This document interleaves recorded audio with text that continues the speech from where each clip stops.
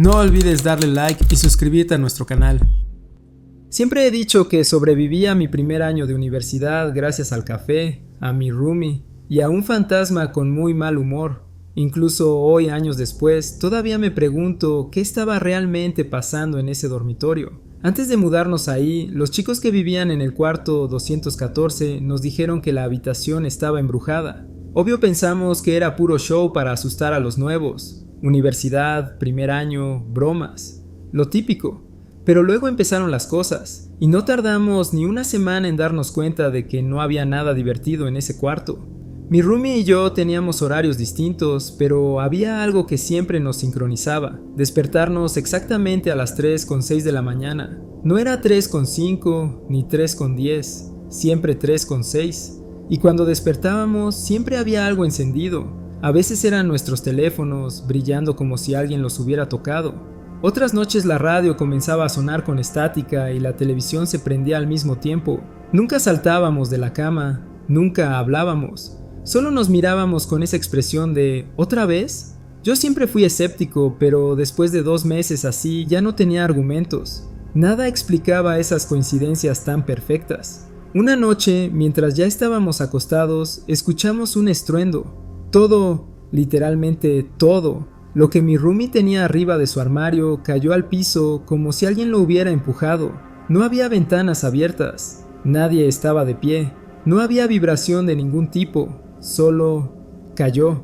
Otro día, nuestro inodoro amaneció con el agua súper roja, tipo color vino, y después, como si la vida hubiera decidido colarse en una película de terror, esa agua se fue tornando negra, casi como tinta. Lo más raro era que funcionaba perfecto. Nunca se tapó, nunca olió mal, solo se volvió negra. Así estuvo por más de 2 meses. Y las duchas... Bueno, nadie quiere que el baño universitario, donde ya de por sí uno entra con desconfianza, se vuelva escenario de terror. El fantasma o lo que fuera tenía la manía de jalar la cortina de baño de golpe. No poco, no un tirón suave. La jalaba como si quisiera decir: aquí estoy. Durante Spring Break casi todos se fueron. Quedábamos apenas 12 personas en un campus de miles. Yo tenía un proyecto que terminar, así que me quedé. Una noche, cuando estaba completamente solo en el cuarto, me despertó un sonido que me heló la sangre. Alguien estaba roncando en la cama de mi roomie, roncando fuerte, como un adulto cansado. Me quedé completamente quieto. No quise mover ni un dedo, ni respirar profundo, ni dar una señal de que estaba despierto. Era ese tipo de miedo que te paraliza totalmente. No sé cuánto duró, parecieron horas. Y lo más inquietante fue que los ronquidos no pararon brusco, ni se cortaron de golpe. No, fueron bajando, bajando, hasta desaparecer, como si la presencia se hubiera alejado, o se hubiera ido a dormir a otro lado. Dormí con la luz encendida el resto de las vacaciones. Nunca he sido de tomar siestas. Soy de esos que, si se acuestan en la tarde, se despiertan con la sensación de estar en otro país. Pero ese día yo estaba agotado, emocionalmente drenado. No lo estaba pasando bien en la universidad. Estrés, calificaciones, problemas familiares, un caos. Me acosté al pie de mi cama, envuelto en mi cobija, mirando hacia la puerta del cuarto, y ahí me quedé dormido. De repente, desperté. No completamente, sino en ese estado borroso donde todavía estás entre sueño y vigilia. Y supe con absoluta claridad que había alguien dentro de la habitación. Me dio miedo, pero abrí los ojos igual, con cuidado, y ahí estaba. Apoyado en el marco de la puerta, con la luz tenue detrás, estaba el contorno de una persona. No era nítido, no era como ver a alguien vivo. Era más como una sombra clara, con forma, con presencia. Tardé un segundo en reconocerlo. Era mi abuelo, y no me asusté. No sentí frío, ni angustia, ni esa malicia que parecía rodear siempre al otro inquilino. Lo que sentí fue calma, una paz enorme, como cuando alguien te pone una mano en el hombro y te dice sin palabras que todo va a salir bien. Yo había estado pasándola mal ese semestre, y verlo ahí, aunque fuera por un par de segundos, me hizo sentir acompañado, protegido, como si él hubiera entrado al cuarto a poner orden. No me habló, no hizo ningún gesto, solo estuvo ahí. Cuando parpadeé ya no estaba, pero algo dentro de mí supo que era él. No importaba si no tenía pruebas, Yo lo sentí. Lo más sorprendente pasó después. Desde ese día, todo el fenómeno extraño se detuvo. Ni ruidos, ni luces, ni objetos cayendo, ni cortinas moviéndose, ni despertar a las 3:06 de la mañana, como si el fantasma que nos había atormentado tanto se hubiera ido, como si hubiese sido expulsado. Mi abuelo solo apareció una vez, pero bastó. No sé si ese cuarto estaba embrujado, no sé si nosotros atraíamos algo, pero sí sé una cosa: el semestre cambió después de que vi a mi abuelo. Las cosas mejoraron, me sentí menos solo, y la presencia que llevaba meses molestándonos desapareció. Quizá fue coincidencia, quizá fue algo más, pero para mí siempre será la vez que mi abuelo volvió para sacarme de un lugar oscuro, y de paso al fantasma de nuestra habitación. Crecí en un vecindario tranquilo, de esos donde todo mundo deja la puerta sin seguro y los niños todavía juegan en las calles sin que nadie se asuste. Mi papá trabajaba turnos cambiantes en la fábrica, lo que lo dejaba con un tipo raro de insomnio. No podía dormir, pero tampoco estaba realmente cansado, y como yo era su hija pegada a él, me llevaba a caminar cuando no podía conciliar el sueño. Nuestras caminatas nocturnas eran cosa sagrada. Hablar de cualquier tontería, escuchar los grillos, ver casas apagándose poco a poco. Fue como crecer dentro de un ritual silencioso entre padre e hija. Solo hubo una caminata que rompió todo eso, y terminó siendo la última. Había una parte del vecindario donde la calle hacía un arco, bordeando un tramo enorme de bosque. No era un bosque profundo, pero lo suficiente para tragarse la luz. Todo el tramo era oscuro, excepto una pequeña parcela iluminada por un único poste de luz. Esa parte siempre se veía descuidada, como si hubiera pasado años sin que nadie se ocupara de ella. Pasto alto, ramas secas, matorrales pegados unos contra otros. A mí me encantaba caminar ahí. Me gustaba imaginar que los árboles escondían animales nocturnos o que en algún punto del camino vería un búho o un venado. A mi papá le gustaba el silencio, la tranquilidad. Ese lugar era nuestro sitio. Esa noche no había nada particular, ni frío ni calor, ni niebla ni luna llena. Solo un viernes cualquiera con mi papá hablando sobre su turno, yo contando algún chisme de escuela y el sonido de nuestros pasos. Cuando nos acercábamos al tramo oscuro, mi papá estaba en la mitad de una frase cuando se detuvo tan brusco que yo choqué contra él. «¿Qué pasa?», alcancé a decir, pero no terminé la frase. Sentí su mano muy grande cubrirme la boca, su otro brazo rodearme como si me protegiera de algo, y luego, sin decir palabra, se agachó conmigo, obligándome a hacer lo mismo. Nunca había visto a mi padre moverse así. Nunca había sentido miedo por él. «¿Papá?», intenté murmurar, pero él negó con la cabeza. Me señaló hacia la luz del poste, unos 100 metros adelante. Al principio no entendí qué estaba viendo. Todo parecía normal. El pasto alto, la luz amarilla, el borde del bosque. Hasta que algo pardeó en mi vista, como un glitch en una pantalla. Y entonces lo vi. Salió del borde de los matorrales como si hubiera materializado su forma. No caminó desde atrás, no corrió, no trepó. Simplemente apareció como un error de la realidad corrigiéndose. Tenía el tamaño de un niño pequeño, pero no tenía nada de infantil. Era delgado, casi huesudo, con brazos más largos de lo normal y piernas flacas, como si sus articulaciones estuvieran mal diseñadas. Tenía la cabeza grande, hundida hacia adelante, y aunque no podía ver sus ojos con claridad, sabía que estaba observando. Sentí a mi papá tensarse detrás de mí. La criatura levantó una mano, como señalando hacia el matorral otra vez, y de la misma forma, otros dos aparecieron. 3 figuras pequeñas, delgadas, como sombras de un mismo molde, se acercaron entre sí y sus cabezas se juntaron. No sé si estaban hablando, no sé si se estaban moviendo o vibrando, pero parecían mantener una conversación nerviosa. Mi papá me apretó aún más fuerte cuando los 3 giraron al unísono hacia el bosque. Y entonces corrieron, no como niños, no como animales, sino de una forma rápida, silenciosa y precisa, como si fueran dibujos animados recortados, moviéndose demasiado perfecto.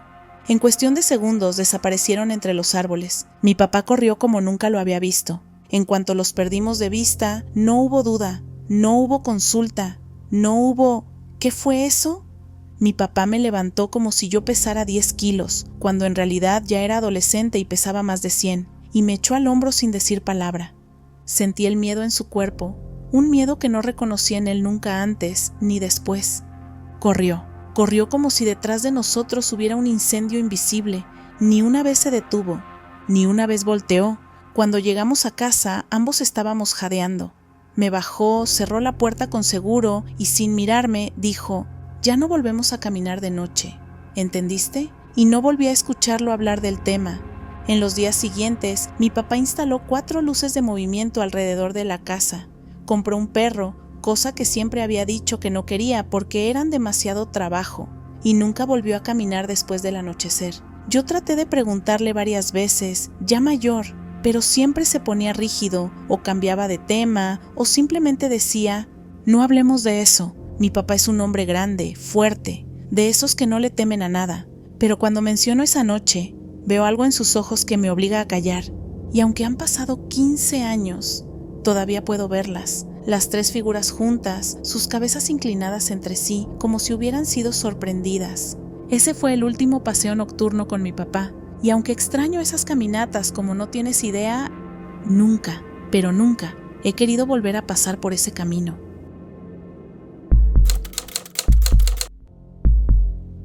Cuando nos mudamos a aquella casa, yo pensaba que por fin estábamos entrando a una etapa tranquila. Mi esposa y yo veníamos de años complicados, trabajos rotativos, guarderías llenas, mudanzas constantes. Esa casa era la primera que realmente se sentía como un hogar.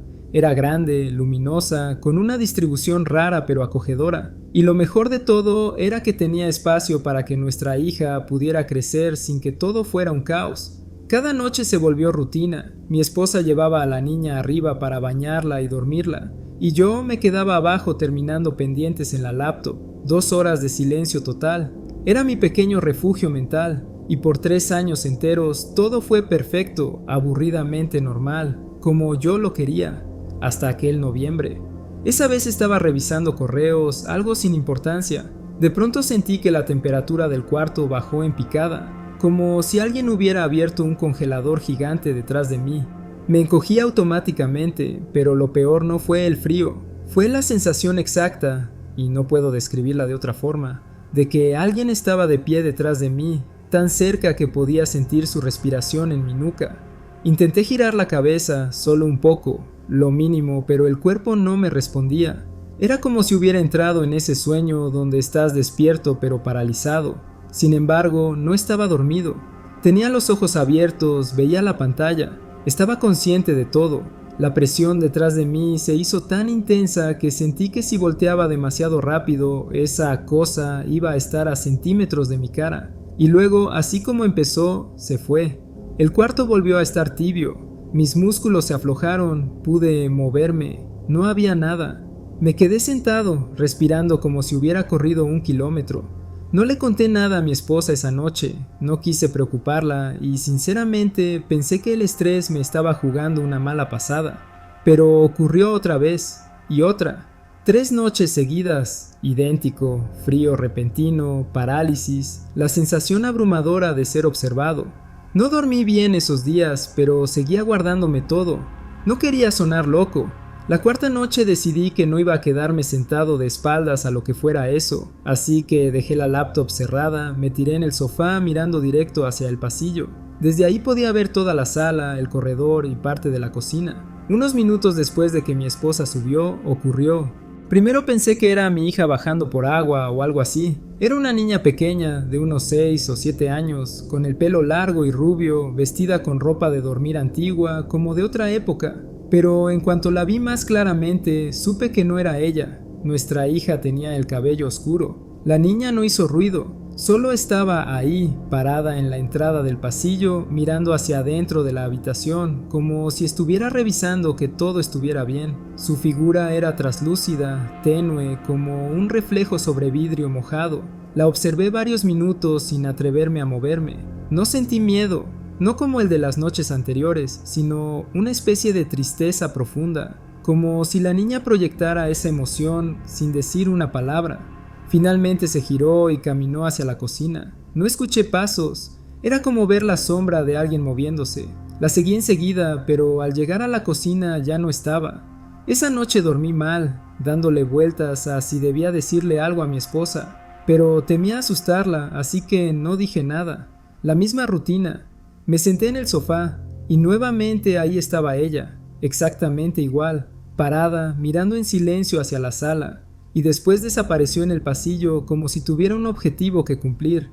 Esa fue la noche en la que decidí que no podía callar más. A la mañana siguiente, mientras tomábamos el café, dije: hay algo que necesito contarte. Pero antes de que pudiera terminar, mi esposa puso la taza en la mesa y me interrumpió. ¿Es por la niña? Mi corazón se detuvo. ¿Tú también la viste? Sí, respondió tranquila, casi como si fuera algo cotidiano. La he visto varias veces. Le dije que podía quedarse mientras no causara problemas.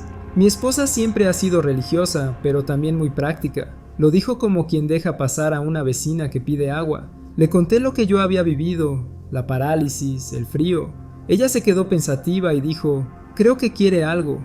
Voy a rezar esta noche y explicarle que puede irse si eso necesita. Esa misma noche rezó en silencio en la habitación, y después de eso nunca volvimos a ver a la niña. Tiempo después, unos 6 meses, mi contrato terminó y tuvimos que mudarnos. Mientras el dueño hacía los trámites finales, nos dijo: ustedes han sido los inquilinos que más han durado. Casi todos se van en pocos meses. Bromeé al respecto y le conté lo de la niña fantasma. Su expresión cambió por completo.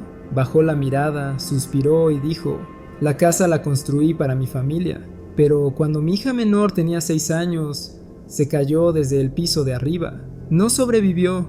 Nos quedamos en silencio. Él añadió: mi esposa nunca volvió a entrar a la casa después de eso, y falleció el noviembre pasado. Sentí un escalofrío recorrerme la espalda. Miré a mi esposa y ambos llegamos a la misma conclusión sin decirlo. La pequeña había vuelto ese noviembre buscando a su madre, y quizá, gracias a las oraciones de mi esposa, había encontrado el camino para reunirse con ella. Nunca volví a sentir miedo por aquella presencia, pero a veces, cuando apago todas las luces, juro que escucho pasos suaves bajando las escaleras, como si pasara a despedirse.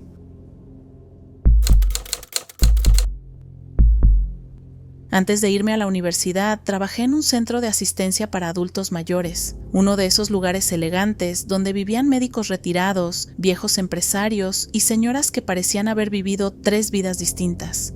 Era un edificio enorme, silencioso, con pasillos interminables que olían a desinfectante caro y a flores frescas que alguien cambiaba todos los días. Sabía que no era un hospital, pero muchas veces tenía esa sensación fría, esa mezcla extraña entre rutina y vulnerabilidad que solo se encuentra en los lugares donde la gente envejece esperando no estar sola. Ese día estaba corriendo yo sola entre llamadas porque las demás estaban en su hora de comida. No era raro, ya estaba acostumbrada a cargar con un turno entero cuando hacía falta. Entre todas las residentes había una que conocíamos bien, Jane, una mujer que había sufrido un derrame cerebral unos años antes y que apenas podía hablar. Solo decía hey o no, con esa voz grave y lenta que parecía venir desde muy lejos. Caminaba con un andador y le tomaba más de media hora ir de su departamento al comedor, incluso cuando la ayudábamos. Era lenta, pero constante, una presencia que no podía pasar desapercibida. A mitad del ajetreo sonó una llamada y vi su nombre en la pantalla. Era típico, siempre dejaba caer algo desde su sillón reclinable y necesitaba que alguien se lo recogiera. Fui sin pensar demasiado.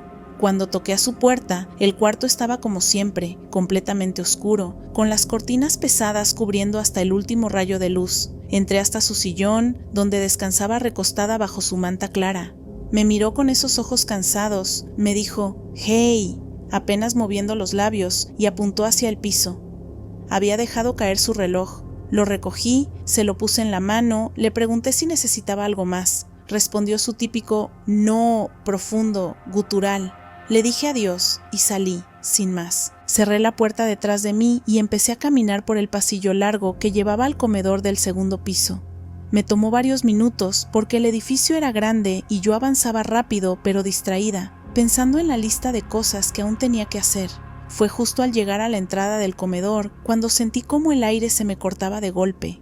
Jane estaba allí, saliendo lentamente del comedor, con su andador, con su caminata dolorosamente lenta, con ese ritmo que conocía demasiado bien. Me quedé helada. Literalmente no pude moverme. Lo único que pensé fue, no puede ser. La había dejado minutos antes en su departamento, recostada en su sillón, completamente cómoda, en un cuarto oscuro donde claramente llevaba rato instalada. No había forma humana de que ella, con su movilidad tan limitada, hubiera cruzado todo el pasillo, bajado el ritmo de su propia caminata y aparecido allí antes que yo. Era imposible, era absurdo, era otra cosa. Un escalofrío me recorrió la espalda y sentí la piel erizarse por completo. Di media vuelta casi corriendo y fui directo a la estación de enfermería. Había una compañera allí revisando papeles y cuando le conté lo que acababa de ver, me vio con una mezcla de incredulidad y miedo. Me conocía bien, sabía que yo no era de las que inventaban historias, mucho menos paranormales. Ni siquiera me gustaba hablar de eso. En ese momento llegaron las otras 2 chicas que acababan de volver de su descanso y al ver nuestras caras quisieron saber qué pasaba. Una de ellas dijo que iría a comprobarlo. Caminó hacia el comedor y volvió con los ojos muy abiertos. Jane seguía allí, avanzando lentamente hacia su cuarto, como si nada, como si no hubiera forma de explicar dónde había estado realmente hacía unos minutos. Y entonces una de ellas, la que había trabajado ahí más tiempo, dijo algo que me dejó aún más inquieta. Comentó que justo en esa fecha, 2 años atrás, el esposo de Jane había muerto. Vivían juntos en ese mismo apartamento enorme, oscuro, uno de los pocos de 2 habitaciones. Él había fallecido ahí, en ese mismo espacio donde yo acababa de verla recostada bajo su manta, medio dormida, hablándome con esa voz extraña que siempre parecía cargada de algo viejo. No me gusta admitirlo, pero durante semanas sentí un peso extraño cada vez que pasaba por su pasillo, como si esa sombra, esa duplicación imposible, hubiera dejado una marca invisible en el lugar. Y aunque la vida en el centro continuó y yo terminé marchándome a la universidad, todavía hoy, cuando recuerdo ese momento exacto en el que la vi salir del comedor después de haberla visto en su sillón, siento el mismo escalofrío subirme por la columna. Esa misma sensación que tuve ese día, la certeza de que por un instante algo que no debía existir estuvo ahí conmigo. Y Jane, Jane siguió viviendo allí. Siguió caminando despacio, comiendo en el mismo comedor, pasando sus días envuelta en sombras. Pero después de aquello, nunca pude volver a verla como antes, porque siempre tuve la sensación, una que no me he podido quitar, de que ese día no solo la vi a ella, vi algo más, algo que pertenecía a otro momento, a otra presencia, a otra sombra que nunca terminó de irse del todo.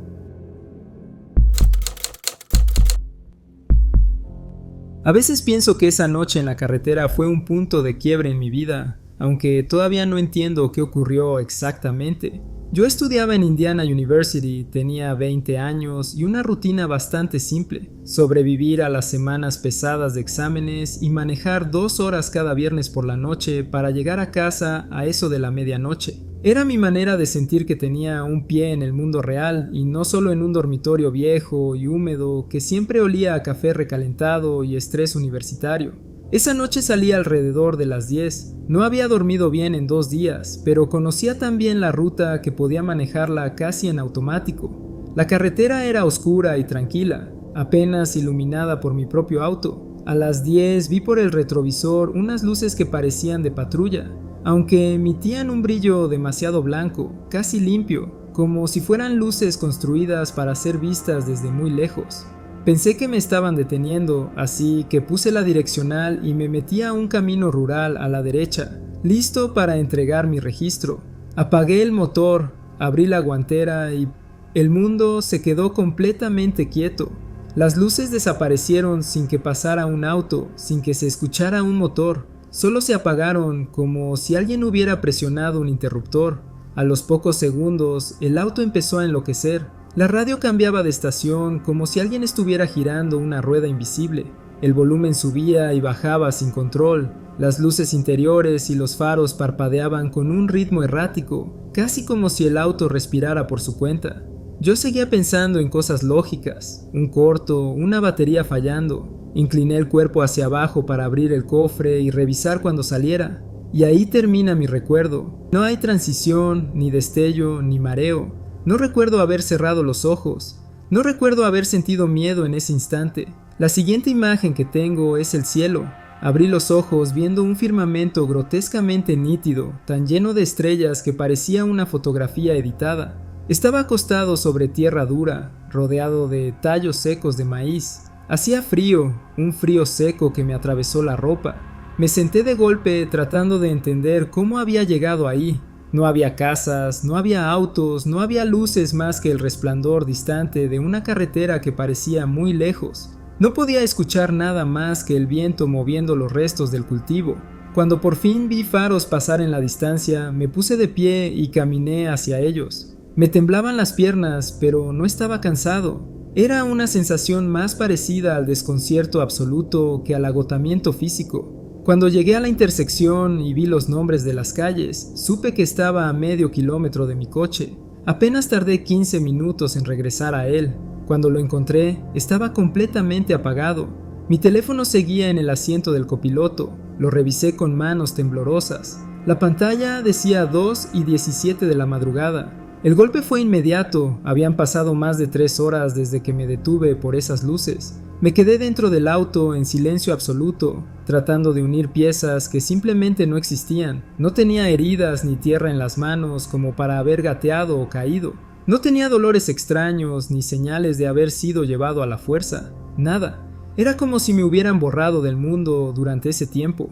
Llamé a una grúa porque la batería estaba muerta por completo. El tipo tardó 1 hora en llegar. Mientras esperaba, repasé una y otra vez lo que podía haber pasado. Un desmayo, un ataque de sueño, aunque jamás me había quedado dormido manejando, un episodio de sonambulismo, alguien que me hubiera movido, pero todo sonaba absurdo. ¿Quién me llevaría a un campo vacío y luego me dejaría exactamente a medio kilómetro del auto? ¿Y por qué no había ninguna marca, ninguna huella, nada? Cuando el técnico llegó, solo murmuró que mi batería estaba drenada, como si algo la hubiera estado usando sin parar. No tuve fuerzas para decirle que el auto solo había parpadeado unos minutos antes de morir, que yo no había dejado nada encendido, que no había manera de que 3 horas bastaran para dejarlo tan vacío. Desde entonces no manejo por carreteras rurales de noche.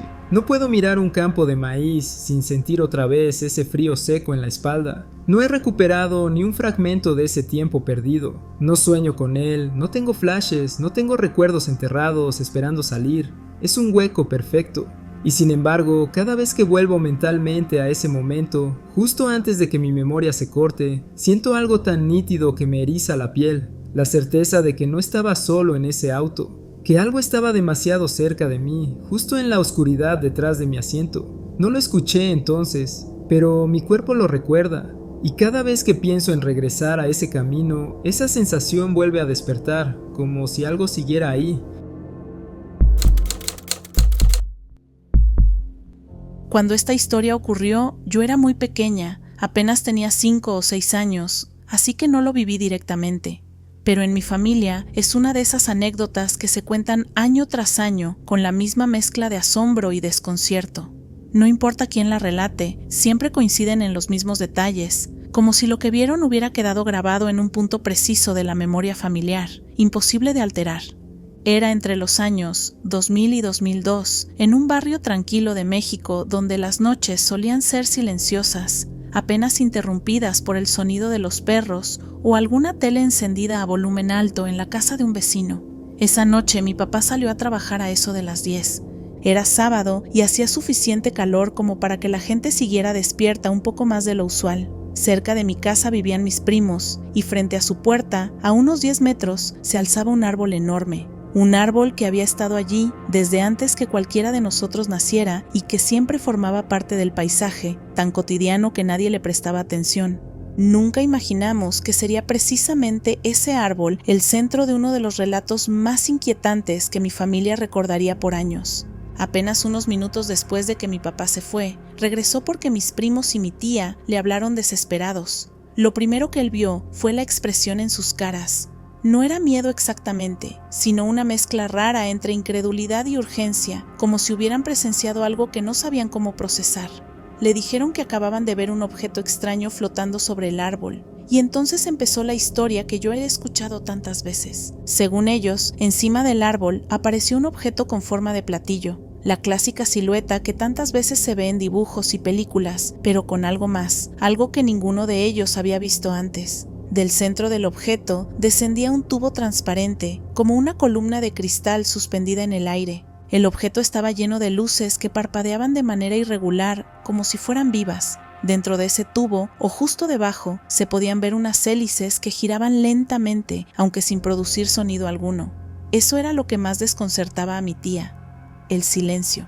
A pesar de las luces, del tamaño, del movimiento interno, no escuchaban absolutamente nada.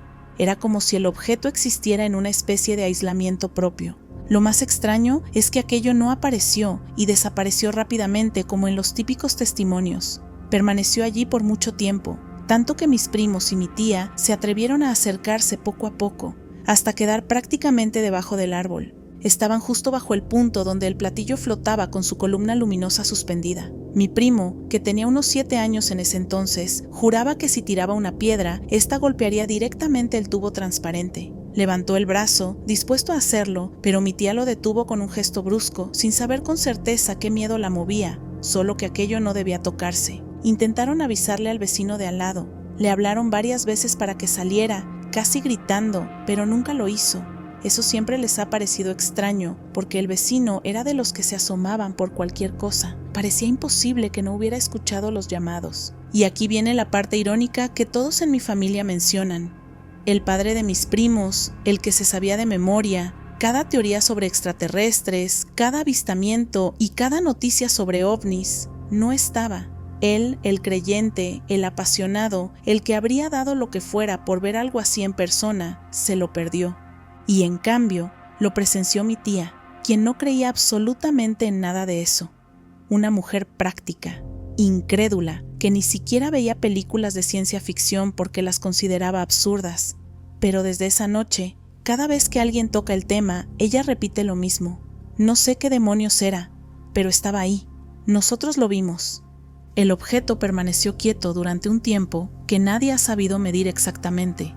Cuando desapareció, lo hizo sin acelerar, sin hacer ruido, sin generar viento, sin nada que pareciera propio del mundo que conocemos. Simplemente ya no estuvo. Se desvaneció como si hubiera sido un reflejo o un recuerdo mal colocado en la realidad. Minutos después, mi papá regresó y todos empezaron a contarle al mismo tiempo lo que habían visto. Él recuerda verlos alterados, con esa energía que solo tiene alguien que ha sido testigo de algo imposible de explicar. Mi tía aún temblaba ligeramente. Mis primos hablaban atropelladamente, casi peleando por ser los primeros en describir el tubo, las luces, la distancia exacta. Mi papá escuchó todo con una mezcla de curiosidad y escepticismo, pero incluso él admite que había algo distinto en sus voces, algo que no parecía un invento infantil ni una exageración nocturna. Nunca volvieron a ver algo así. Ninguno ha olvidado los detalles, y por más que los años han pasado, esa historia sigue ahí, suspendida, como el tubo de luz bajo ese objeto inexplicable, una anomalía que marcó a mi familia, un recuerdo que no envejece y que, cada vez que lo escucho, me hace pensar que tal vez esa noche, en ese barrio común de un sábado cualquiera, la realidad se abrió un poco para mostrar algo que no debía verse. Y aunque yo no estuve ahí, cada vez que paso junto a un árbol grande, bajo la luz tenue de una noche cálida, no puedo evitar mirar hacia arriba, solo por si acaso. Antes de terminar este video, queremos darnos la oportunidad de saludar y agradecer a nuestra comunidad de tenebrosos. Valoramos mucho su apoyo. Cada suscriptor, cada comentario, cada like nos motivan a seguir creciendo y mejorando. Ustedes nos dan la oportunidad de hacer algo que nos apasiona y recuerden que si tienen una historia para compartir con nosotros, no olviden enviarla a nuestro correo electrónico que está en la descripción del video. Nos vemos en el próximo universo.